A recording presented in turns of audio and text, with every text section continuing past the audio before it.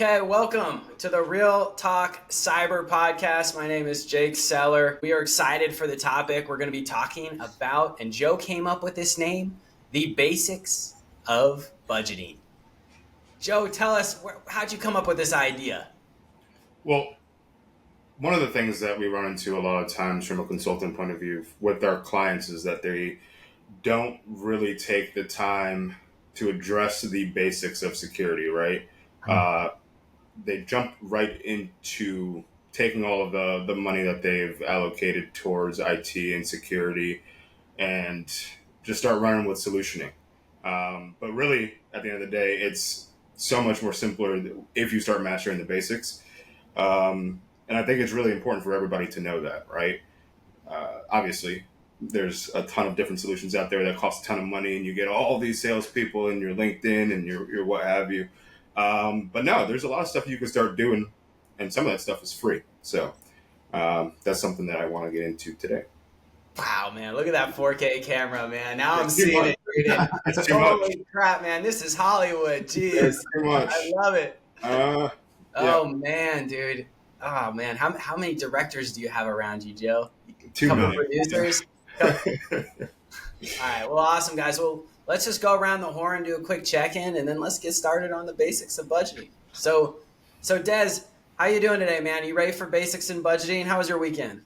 Good weekend, man. No complaints. Got to coach some football. Got to watch some football. So I'm good to go, man. Ready to go. Ready to talk some budgeting, huh? Yes, sir. Always. And then Joe, Mr. 4K.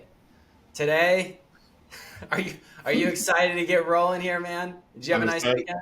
I'm excited to get rolling, man. Yeah, I had a great weekend. Saw T-Pain, if everybody remembers T-Pain. Who can forget T-Pain, bro? Huh? Who can forget T-Pain? I didn't know he could dance like that. So that was cool to see. Yeah, I watched a lot of football. But yeah, I'm ready to get rolling today. Des, what's your favorite T-Pain song? Out of curiosity. Let me see. I'm thinking Des middle school dance. T-Pain comes on. He's like, this is my jam. I'm trying to remember the name of it.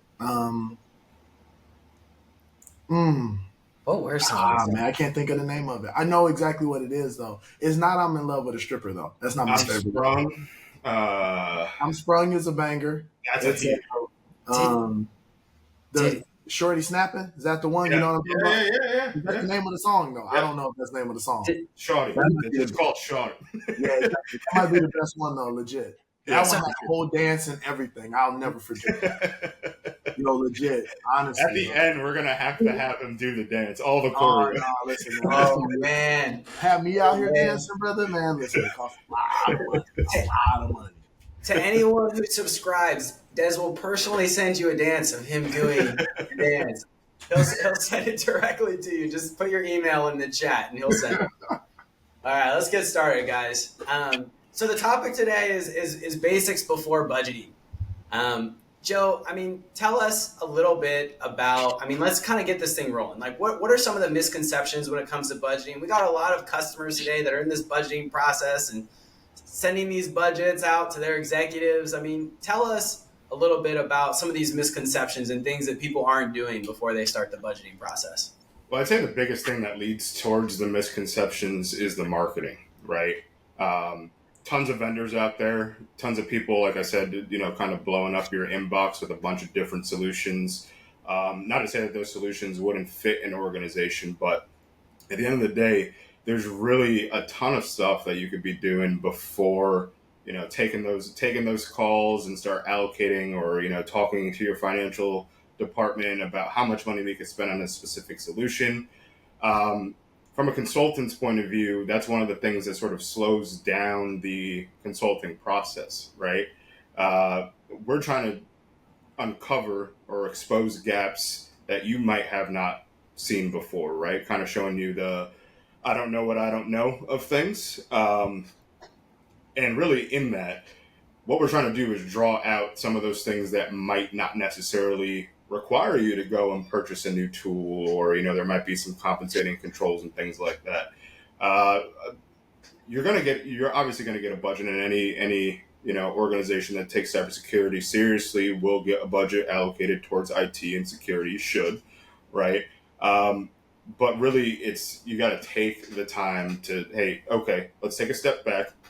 Let's look at some of the things that we don't have right now, right? We don't have governance. We don't have policies, right? Those things are free. Yeah, if you consider time, time is a resource, so it's not necessarily free, but it's going to take some time to get that together.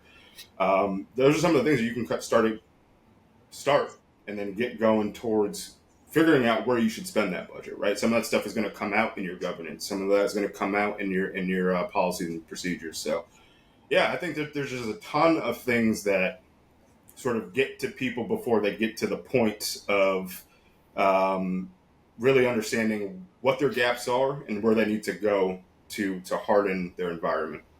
So it sounds like Joe's saying, get the low hanging fruit first. Get some of those free items. Before you start planning or doing budgetary planning, start with the things that don't cost that much and you won't even need budget for. Do you kind of agree that's a good next first step? And what would you say is a step after that you would take if you do agree?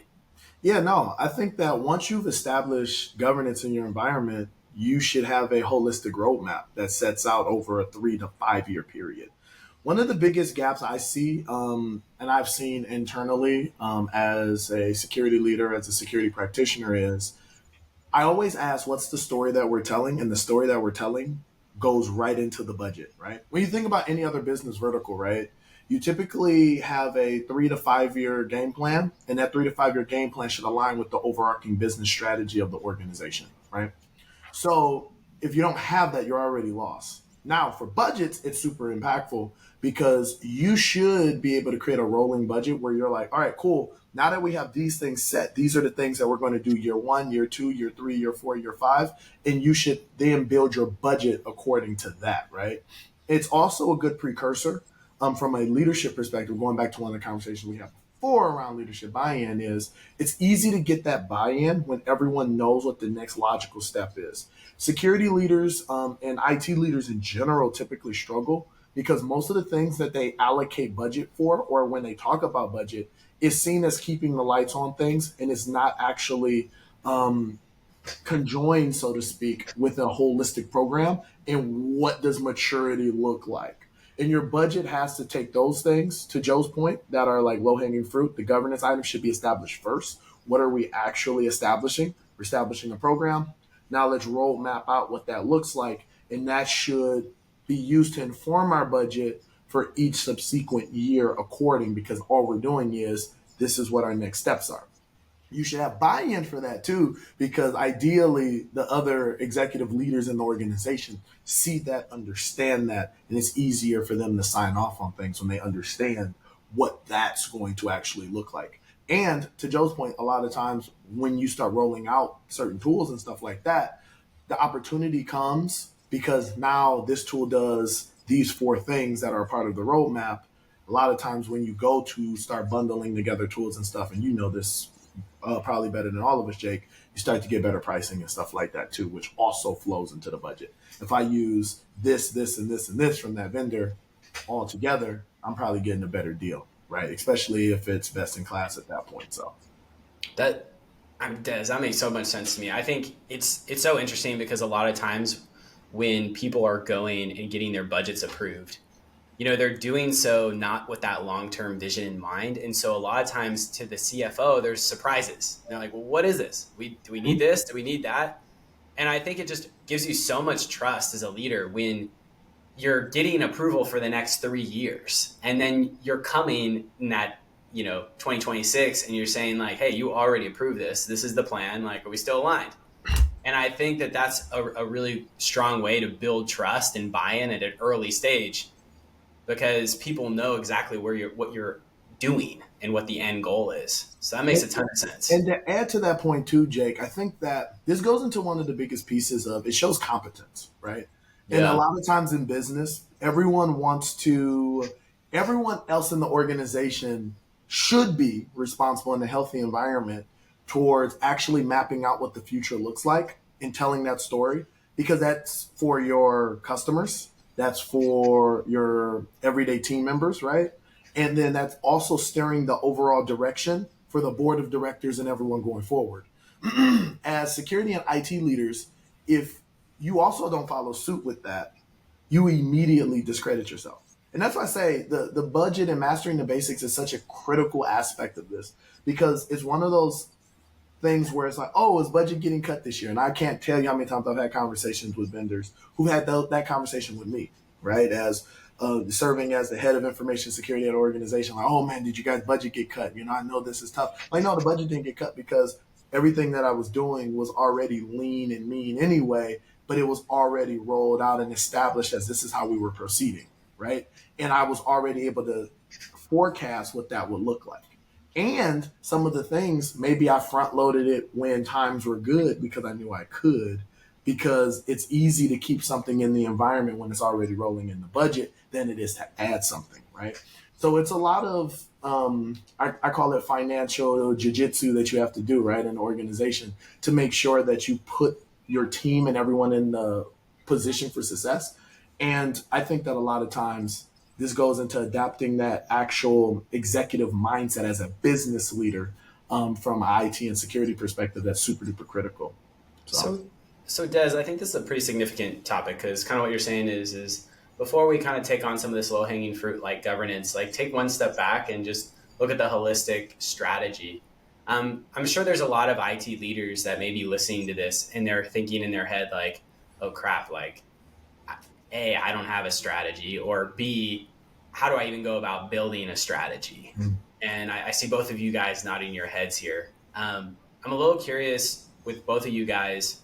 I mean, how do you go about kind of creating that big picture strategy that you can use, especially and refer back to, especially in this time frame with budgeting? Joe, are you down to take that one? Yeah, absolutely. I think probably the first thing that you should do is take an inventory of your environment, right? A lot of people don't know what lives currently in their environments because they've done that panic buying of things where they've already went out and spent so much money on different tools and they don't know who's managing, what parts of their environment. That's something that we run into quite often, just talking to different clients, oh, we have a firewall, but we don't know how it's configured, who's managing it, but it's there, right? It's just a piece of hardware sitting in a server room. Taking an inventory, I think, is probably the first step, understanding what lives in your environment. That's going to help you start to understand what that roadmap is going to look like to begin with.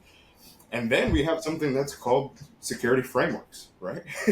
Understand the reason why it's called a framework is it's a framework of what your environment should look like, right?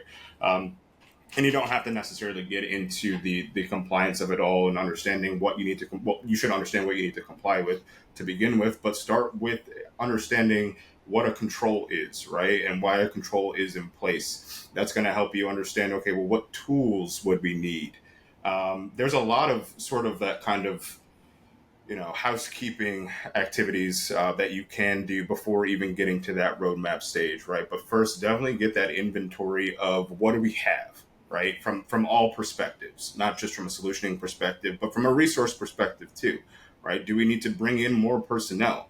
Or do we have a dedicated compliance officer? Do we have dedicated security people, right? And your security people and your IT people, we would, ideally should function a little bit differently.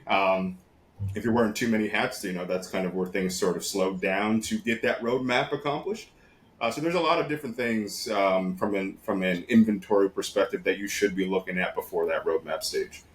Nice. So Joe, it sounds like understand the current state, then build the strategy is your approach. This is going to be interesting because I have a different thought on this.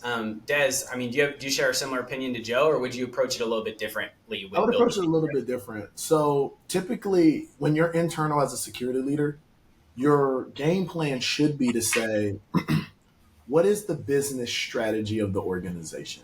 Over the next 5 years, Mr. or Mrs. CEO, Mr. or Mrs. Board of Directors, where are we going? We are going to be the number one, whatever that is. Got it.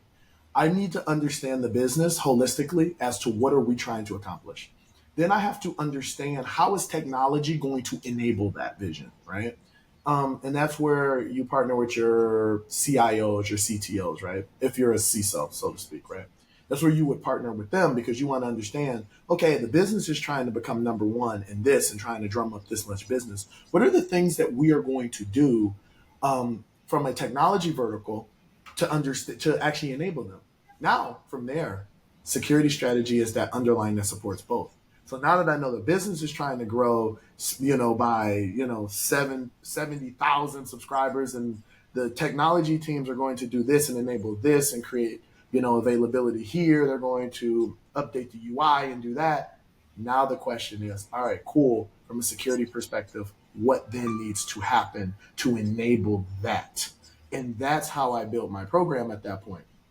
There's some things that are going to have to be done as just baseline maintenance, right? But then there's things that I'm always going to get buy-in for because it's going to align directly towards what the strategy of technology and the business is. That's the crux by which I'm always building and doing everything that I'm doing it from a program perspective. So if that's the case, if I know we're going to be committing a whole lot of code, right? And I'm looking and we don't have any type of infrastructure as code scanning. We have no type of application AppSec scanning. Guess what's going to be one of the first things I'm going to do? I'm going to say, hey, we need that. And this is why we need that. Therefore, when we go and do penetration tests, we should have less vulnerabilities in our environment. We're going to be able to keep uptime because we're less susceptible to additional code quality issues that could come from vulnerabilities and potential breach, right? Now I'm already aligned that back to what the business is trying to do, right? Because the business wants to do this, they want to build UI, so they want to build a new UI, so they want to have a whole lot of code getting committed. And I know it's happening. And as a security leader, I know therefore my team has to enable them by doing this. This is going to make them faster because security reviews are going to be done faster, right? They will be automated potentially, right? If we're using end-to-end CI/CD pipelines, et cetera, right? I'm able to put them in position for success. That all comes from business strategy, technology strategy, and InfoSec strategy supports that entire vision, right? And when you're building out your roadmap and your budget, it should consist of that. Because when you tie everything back to a business strategy and to an initiative in an organization, you're almost always going to get buy-in because it's the next logical step of success that we need to take. So, yeah, I think that makes a lot of sense to me, Des. I think that a lot of times people will, how I approach anything whenever I'm trying to create something, I feel like it's really powerful to always get very clear on what the end picture looks like. And in order to build the end picture, you have to understand, and leadership has to understand where they're going and what they're trying to create, which I would argue with a lot of companies isn't necessarily always clear. Sometimes you have companies where you have leaders that have very strong, clear visions, and then it's very easy to build a strategy to that. But then sometimes you have those situations, and Joe's nodding his head, where you have leaders that may not be giving necessarily the most clear images or strategies or visions that you can really build off of. Out of curiosity, guys, like how would you approach that scenario as an IT leader, where you have kind of this CEO who doesn't really know what he's doing and is kind of all over the place and trying to figure out what he wants to do? How would you go about approaching that, Joe? So what you're speaking to, or at least what I'm hearing, is small businesses, right? That not necessarily having, and not all small businesses are like this, but not necessarily having a security strategy, because that's just not top of mind for them, right? Yeah. It's just, for them, it's they do have a business strategy, right? They're trying to accomplish something, and their organization functions for a purpose. But at the end of the day, for them, it's all of this is kind of just checkbox stuff, right? One of the things that we brought up, and I'm talking specifically towards small businesses and getting that leadership buy-in. One of the things that we brought up in the first podcast was, okay, for those small businesses, it's really important to sort of attack from the point where, hey, I understand you don't really care about this stuff, right? You don't, from a operational perspective, this is sort of secondhand to you or on the back burner, but you're not considering the money that you are losing by not implementing, right? And that's from a bunch of different standpoints. If you're not implementing the governance, if you're not implementing the technical solutions, if you don't understand what's in your environment, or you're not necessarily creating that proverbial roadmap, if you will, you stand to lose a ton of money, right? Even if it's from audits, you're going to get penalized. And from a contracting perspective, if you don't have the infrastructure in place and they require specific security practices to be in place, well, you're not going to get that business, right? I think that's kind of where you hit them right in the heart, because they're not thinking about that on a day-to-day basis. They see IT and security as an expense, right? It's not a revenue generator to them, it's an expense. But if they understand that they stand to lose a ton of money, right? And in a lot of cases that I've seen personally, where you lose your business by not adhering to security practices, well, then you're going to have to do it, right? I kind of like that, Joe, because I think that's always a great place to go back to. When you have unclear vision when it comes to leadership, just go back to, okay, how do I produce money for the business? And when you look at it from that angle, all of a sudden you can build a strategy that would probably impress a lot of leadership, right? Because you'd be going to leadership saying like, hey, this is my plan to produce more revenue for you. And then you can get buy-in that way versus, situations where maybe they're more clear visions, where they want to improve operational efficiency, all those different elements. Just go straight back to revenue. Build your vision based on that, because that's something that any vision, whether there is one or isn't, you're going to get buy-in on. And right. So that's pretty good. Des, would you take it on the same way, you think? So I think that's a viable strategy. I definitely think it's a viable strategy. I think there's a couple other angles you can go to. And I'll give them both to you. You have the angle of, number one, you can give them the security program that they want. That's one angle, right? The other angle is security can become a driving innovator within the organization. Meaning where you come and you push and encourage and drive the business to have a strategy. I've seen leaders do that in organizations, right? Who say, hey, we need to have a strategy in order to proceed like this. Hey, we need to do this, right? Now, that can ruffle feathers, right? Depending on the organization. Because those people aren't always fully appreciated, right? Those people who are more entrepreneur, so to speak, right? Because those individuals come in and they see there's a huge gap, and those are going to be some of the most innovative security and technology leaders that you will see. Those who, from their position up, is pushing the business to say, hey, we need to do this. Hey, we need to understand this. Hey, we need to think about these things so that we could properly serve you. And here's a baseline roadmap of what we can do. That's one angle that I think also is a viable one too. If you have the strategic and communication skills and leadership skills, and just quite frankly, the thick skin to go into an organization and tell other people like, hey, this is what we need to do and here's why, right?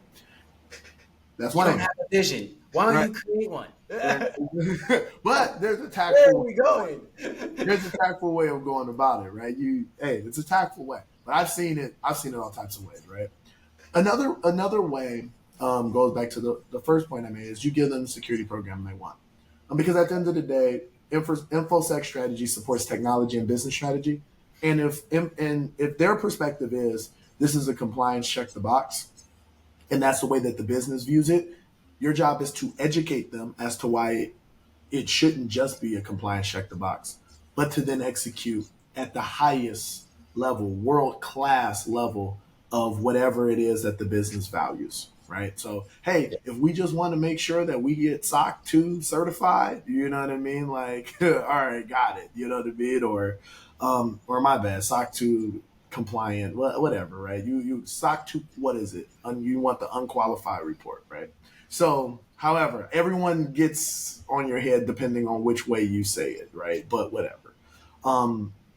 At the end of the day, if that's the business strategy, because we want to produce these reports over to, a potential client or a customer, so to speak, and that's all we care about, then bake in best-in-class security into your SOC 2 controls and then execute it that way, right? The business is satisfied and you were able to enable security. So I think that Joe's approach definitely viable. I think more than likely you're probably taking some source of all three of those things at one time, and you're probably dropping it on them in an ideal environment if there is no vision or strategy. And I think that, and I'll surprise you, I think that there's a lot of enterprises that exist in this world too, where there is no holistic strategy internally, no matter what they paint on the external. There is a lot of large companies that have no idea what the next step is, what they're trying to do, what really matters, right? And in those organizations, you sit in the same position where you might have to, in a much larger revenue streams, have to drive and push towards those things as well. So the strategy is break things so we can be heroes and save them. All right, so guys, let's close this out. I mean, we've talked about a few things today. We've talked about understanding the current state before building budgets, doing low-hanging fruit with governance. We've also talked about understanding the strategy holistically before you even begin the conversation around budgeting. I mean, if you were to just highlight, and I'll go to each of you guys, 3 core things that people should be doing before they start their budgeting process. Joe, where would you start? And what would those 3 things be? First one, governance, and I'm always going to come back to this.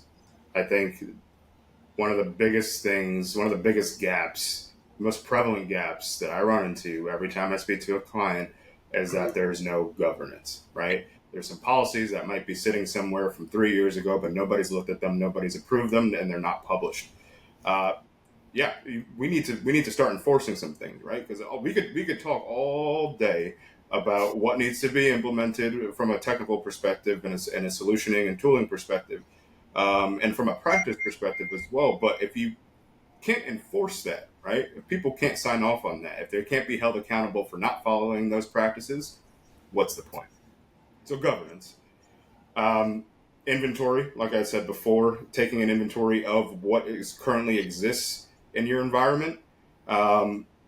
You might be surprised at some of the solutions that you went and panic bought, and they're not being managed, or they're not properly configured, or they're set to default configurations, right? Drives me up a wall, default configurations, but it happens more often than not. Inventory. And the third thing, and this is probably just a bias from being a compliance consultant, is understanding what you might even need to comply with, right? That's going to help you select that security framework and security roadmap. And then you could start building from that perspective, right? If you process credit card information, guess what? PCI DSS, right? And that's, things like that. Those are kind of things that I think most security leaders, most compliance officers, IT folks probably need to get their heads around, right? If it's not already implemented, if you're not already getting hounded with that kind of paperwork, then that's something that you should probably start thinking about today. Gotcha. Dude, yeah, it's funny because, you do that inventorying, and you're probably going to find certain products that you don't even need anymore, which would open up more budget. You have no idea how often that happens, yes. So it's like, hey, you might not even be needing to pitch for as much budget as you need, because you may be able to just clear up some budget as well. Right. What about you, Des? What would be your 3 core things that these IT leaders should be doing before they start budgeting for cyber?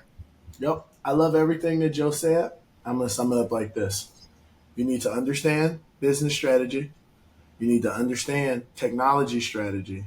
You need to then build information security strategy. And underneath build and implement information security strategy is everything Joe just said. Love it, Des. All right, guys. That's the end of the Real Talk Cyber podcast.